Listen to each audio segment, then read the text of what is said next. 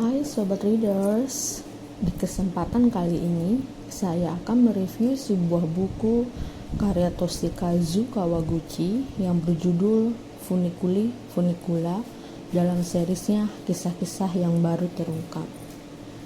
Dan yang akan kita bahas diantaranya yang pertama blurb, yang kedua tentang buku dan penulis, yang ketiga sinopsis, dan yang keempat review menurut saya. Yang pertama kita bahas yaitu blurb. Funikuli Funikula, kisah-kisah yang baru terungkap. Funikuli Funikula, sebuah kafe di gang sempit di Tokyo, masih kerap didatangi orang-orang yang ingin menjelajahi waktu. Peraturan-peraturan yang merepotkan masih berlaku, tetapi itu semua tidak menyurutkan harapan mereka untuk memutar waktu. Kali ini ada seorang pria yang ingin kembali ke masa lalu untuk menemui sahabat yang putrinya ia besarkan. Seorang putra putus asa yang tidak menghadiri pemakaman ibunya, seorang pria sekarat yang ingin melompat ke 2 tahun kemudian untuk memastikan kekasihnya bahagia, dan seorang detektif yang ingin memberi istrinya hadiah ulang tahun untuk pertama sekaligus terakhir kalinya. Kenyataan memang akan tetap sama, namun dalam singkatnya, durasi sampai kopi mendingin. Mungkin masih tersisa waktu bagi mereka untuk menghapus penyesalan, membebaskan diri dari rasa bersalah, atau mungkin melihat terwujudnya harapan. Di pembahasan yang kedua, saya akan membahas tentang penulis dan buku. Dan juga tentang buku ini seperti unsur-unsur yang ada di dalam buku. Tentang penulis. Toshikazu Kawaguchi lahir pada tahun 1971 di distrik Ibaraki, prefektur Osaka, Jepang.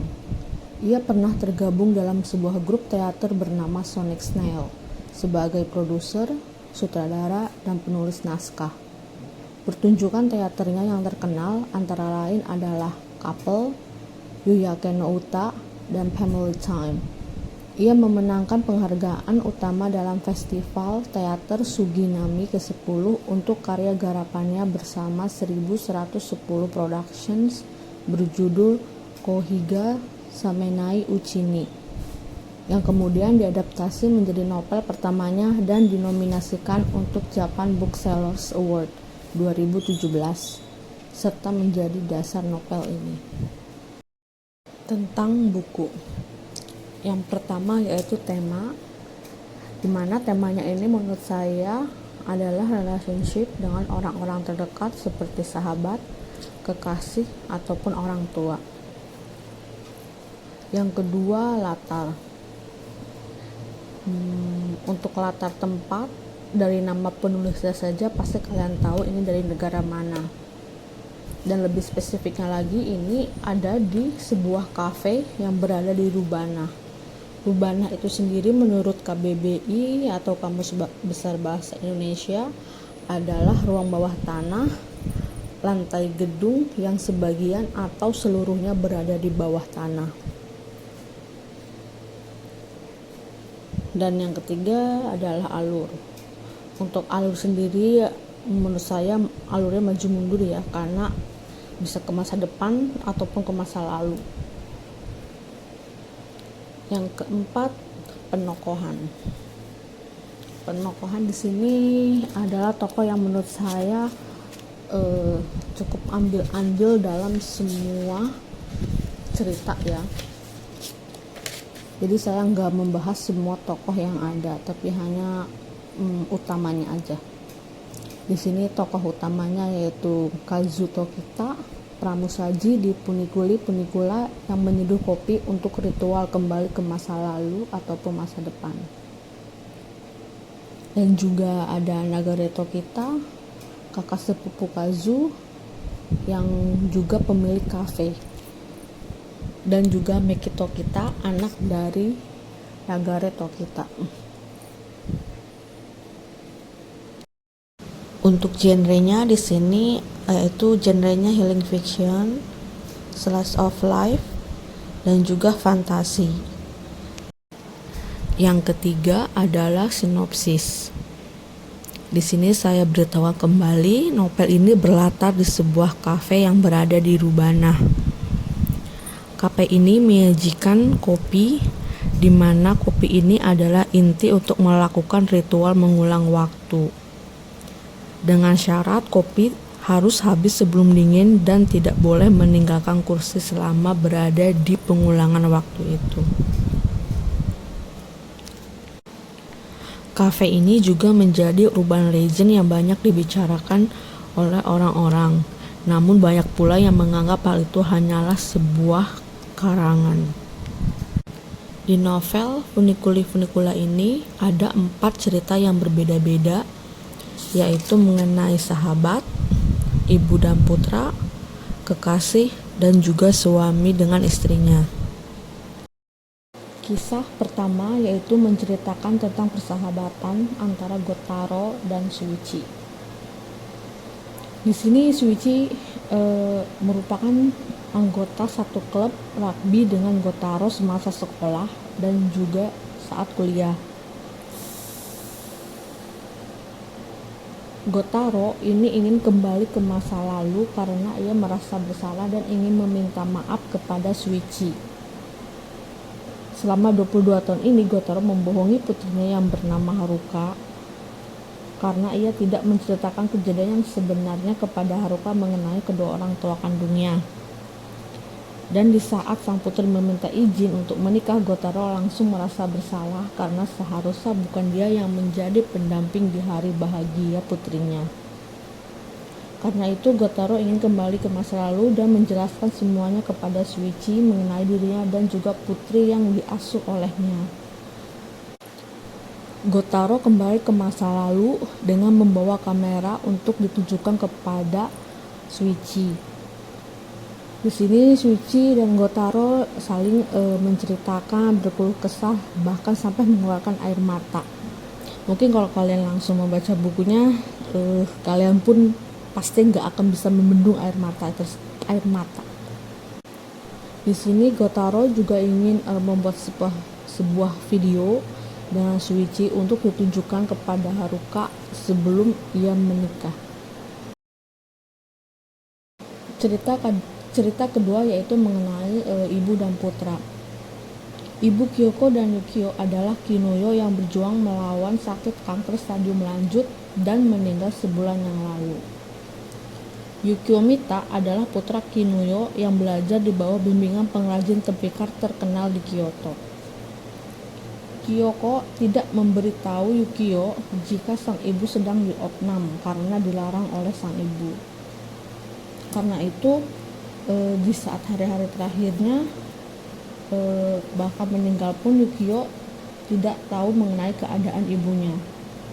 Karena ketidaktahuannya dia pun tidak hadir di saat pemakaman ibunya. Setelah beberapa hari Kyoko juga mencoba menghubungi Yukio, namun nomor yang dihubungi sudah tidak aktif. Dan Kyoko juga menghubungi bengkel tembikar tempat Yukio bekerja, tapi telah mengundurkan diri. Dan di sini yang akan kembali ke masa lalu yaitu Yukio Mita, putra Kinuyo yang belajar di bawah bimbingan pengrajin tembikar terkenal di Kyoto. Sebenarnya bukan gara-gara Kyoko ia tidak hadir di upacara pemakaman Kinuyo. Tentu saja salah satu alasannya adalah karena ia tidak ingin percaya bahwa Kinuyo telah meninggal. Namun alasan paling besar adalah ia tidak bisa mengumpulkan uang transportasi dari Kyoto ke Tokyo. Ketika mendapatkan berita kematian Kinuyo, ia sedang dililit utang berjumlah besar. Yukio yang serius berlatih untuk menjadi pengrajin tembikar diberitahu bahwa ia akan diberi dana jika ia membuka bengkel tembikar. Memiliki bengkel adalah impian besar bagi seorang perajin tembikar, sehingga tentu saja Yukio pun berharap bisa memiliki bengkel sendiri di Kyoto. Tawaran itu datang dari distributor bengkel tembikar gurunya yang merupakan perusahaan baru di Kyoto. Dan ternyata di sini usut punya usut, perusahaan itu kabur membawa uang Yukio. Dan akhirnya itulah yang membuat Yukio pun tidak bisa ke pemakaman sang ibu. Dan di sini Yukio Mita ingin bertemu dengan sang ibu kembali. Di sini Yukio akhirnya bertemu dengan sang ibu yang sudah meninggal dan ia pun tidak dapat mengatakan apapun yang sedang terjadi kepadanya. Yukio hanya bisa mengatakan dengan ekspresi lembutnya, "Akhirnya aku punya bengkel tembikar sendiri," kepada Kinoyo. Air mata Kinoyo pun mengalir. Cerita yang ketiga yaitu mengenai kekasih. Katsuki Kurata yang ingin menemui Asami Mori di masa depan. Kurata ingin berkomitmen dan menikahi Asami Mori, namun Kurata didiagnosis menderita leukemia myeloblastik akut dan peluang untuk sembuh tergantung pada pengobatannya. Tetapi jika dibiarkan, harapan hidupnya tinggal 6 bulan lagi. Nah, di sini Katsuki Kurata adalah orang yang dari masa lalu datang ke masa depan untuk menemui Asami Mori. Saat itu Kurata diam-diam membeli cincin untuk melamar Asami. Ia tidak menyerah karena diberitahu masih ada harapan untuk hidup, dan ia juga merahasiakan dari Asami Mori. Karena hal itulah Kurata ingin memastikan masa depannya dengan Asami Mori. Kurata yang memang mungkin divonis hidupnya tinggal 6 bulan lagi, tetapi ia mengharapkan kebahagiaan Asami Mori lebih daripada apapun. Dan ternyata di masa depan Kurata tidak bisa menikahi tambatan hatinya, karena kenyataannya Kurata pun di masa depan pun akhirnya meninggal dunia. Asami di sini tidak ingin memberikan rasa sedih kepada Kurata, dan akhirnya Asami pun mengumumkan sambil menatap mata Kurata, nandanya dengan jelas dan mantap kalau dirinya sudah menikah.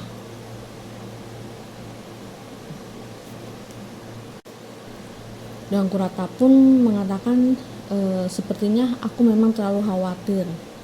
Dan Kurata pun senang sambil tersenyum getir.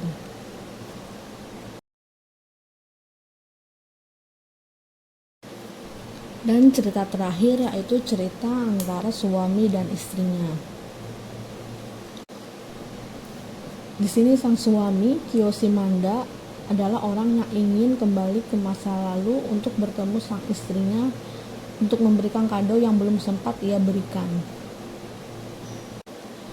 Kiyoshi merasa menyesal dan bersalah seumur hidupnya dikarenakan kematian sang istri.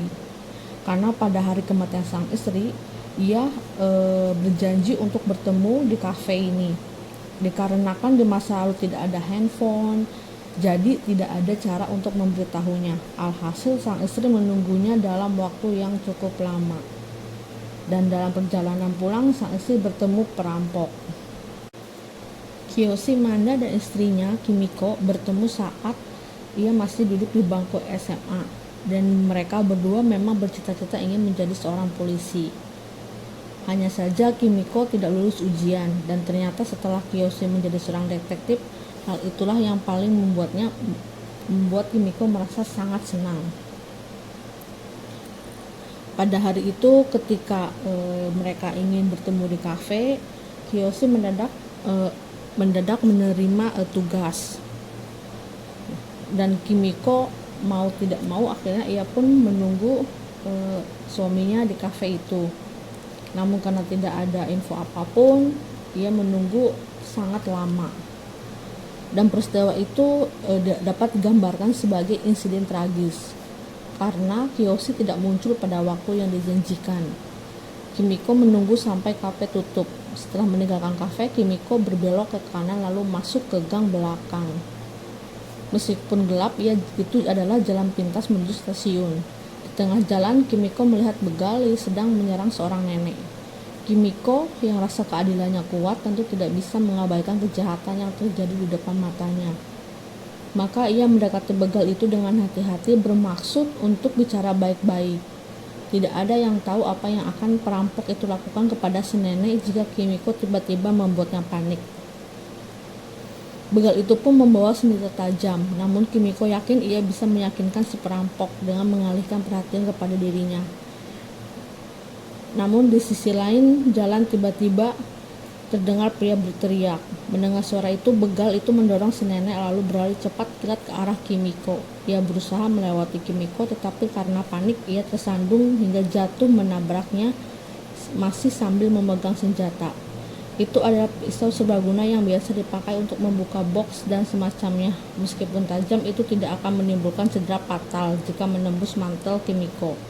Namun pisau itu mengenai arteri karotis di leher Kimiko yang tidak tertutup. Ia pun tewas karena pendarahannya hebat. Dan di sini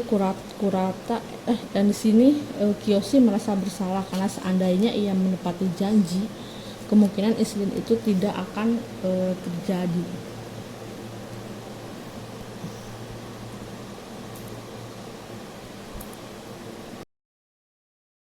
Itu adalah masing-masing cerita dari 4 judul yang ada di dalam novel ini. Kalau kalian langsung membaca bukunya, sebenarnya masing-masing cerita ini memiliki nilai-nilai tersendiri. Dimana yang pertama yaitu kisah mengenai persahabatan. Shuichi adalah orang yang telah membantu Gotaro di masa-masa sulitnya. Seorang teman yang sudah lama tidak bertemu, tapi ketika bertemu di sini ia langsung membantu Gotaro tanpa memandang status apapun Gotaro, karena saat itu Gotaro dia adalah merupakan seorang tunawisma. Dan yang kedua yaitu mengenai ibu dan putra, di mana di sini sang ibu tidak ingin membuat putranya merasa khawatir karena penyakitnya. Tapi bagaimanapun namanya seorang putra tidak mungkin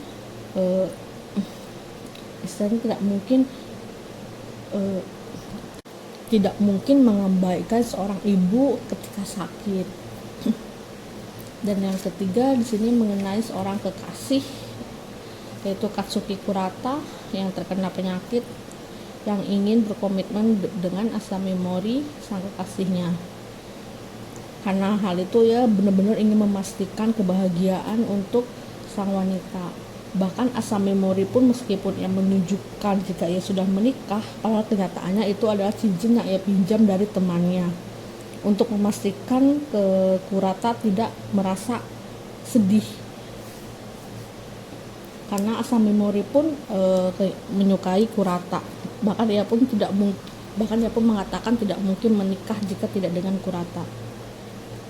Dan yang keempat yaitu mengenai suami dan istrinya, di mana di sini Kiyoshi Manda yang seorang suami benar-benar mencintai istrinya.